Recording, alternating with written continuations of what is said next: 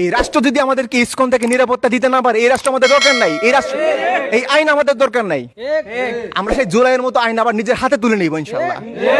এই সেই ইসকন আবরার ফাহাদ হত্যা মামলার মাস্টার মাইন্ড অমিত শাহকে একদম প্রথমেই বের করে দিয়েছে মামলা থেকে, কারণ সেই ইসকন সদস্য একদম সেফটি গিয়েছে জাস্ট ইসকন করার কারণে। এই সেই ইসকন যারা সিলেটে তাদের মন্দিরের ভিতর আগ্নেয়াস্ত্র প্রশিক্ষণ দেয় এবং মন্দির থেকে গুলি চালায় মসজিদের দিকে, আমরা সেটা ভিডিওতে দেখেছি। এই সেই ইসকন যাদের বিরুদ্ধে বলায় 2016 সালে সিলেটে ওসমানীনগরে একজন ইমাম খুন হয়েছেন, পরের দিন খুন হয়ে গিয়েছেন, তার বিচার আমরা আজও পাই নাই। এই সেই ইসকন যারা আওয়ামী লীগ আমলে এই নৌফেল এই চিন্ময়দের হাত ধরে এই পুরো আওয়ামী লীগ ফ্যাসিবাদের কার্যক্রমের অংশ হয়েছে, তাদের সুবিধা নিয়েছে।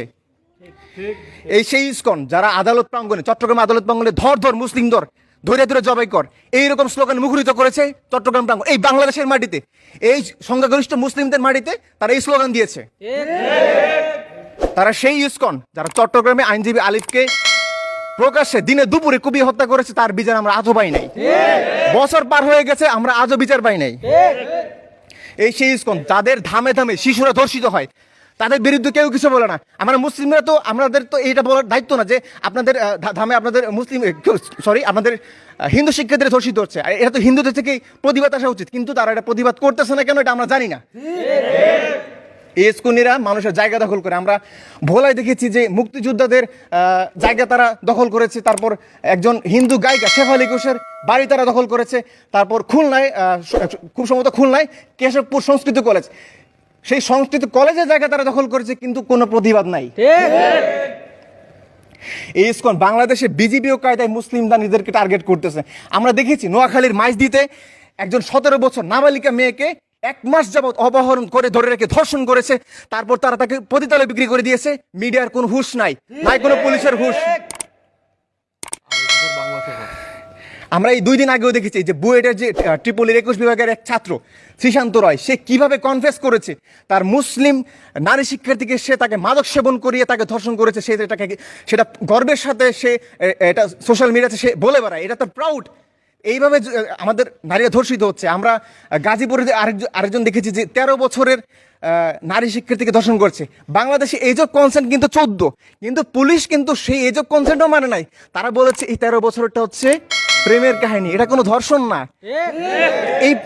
এই পুলিশ কারা চালায়, এই পুলিশ কারা চালায়, এটা স্পষ্ট ইসকনদের পক্ষেই তারা বক্তব্য দিচ্ছে। ঠিক আছে,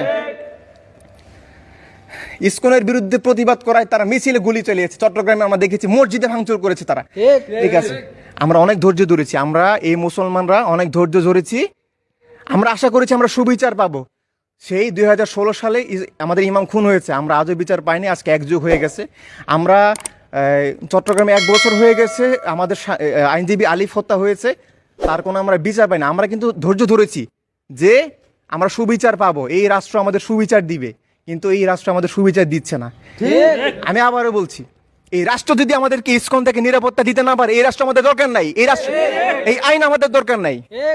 আমরা সেই জুলাইয়ের মতো আইন আবার নিজের হাতে তুলে নিব ইনশাল্লাহ। এবং শেষ হিসেবে বলতে চাচ্ছি যে আজকে 24 অক্টোবর শুক্রবার, আজকে থেকে জবিপ্রবির মাটিতে ইসকন নিষিদ্ধ, এবং আমরা দাবি জানাই সারা বাংলাদেশে রাষ্ট্রীয়ভাবে ইসকন নিষিদ্ধ হোক, এবং ইসকন এই যত খুন, হত্যা, গুম, ধর্ষণ, জমি দখল, লুটপাট যা কিছু করেছে সবকিছুর আমরা সুবিচার চাই। এই বলে আমার বক্তব্য শেষ করছি।